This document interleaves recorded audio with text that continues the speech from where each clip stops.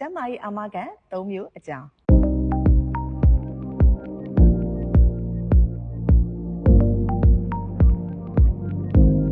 မင်္ဂလာပါရှင်ကျမကတော့မက်ကေခိုင်ဝင်းဖြစ်ပါတယ်ရှင်ဒီနေ့မှာတော့ AI မြန်မာရဲ့ protection အကောင်းဆုံးဖြစ်တဲ့ကျန်းမာရေးအာမခံ၃မျိုးအကြောင်းကိုပြောပြပေးသွားမှာဖြစ်ပါတယ်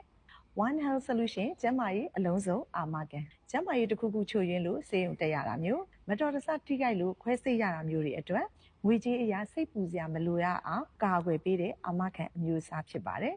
အသက်30ရက်ကနေအသက်60အထိအာမခံထားရှိနိုင်က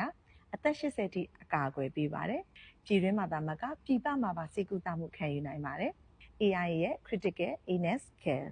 AI ရဲ့ Critical Illness Care ဆိုတာကင်ဆာရောဂါအပါအဝင်ပြင်းထန်ရောဂါ39မျိုးကိုအကာအကွယ်ပေးတဲ့အာမခံအမျိုးအစားဖြစ်ပြီးအသက်30ရက်ကနေအသက်80အထိအကာအကွယ်ပေးပါတယ်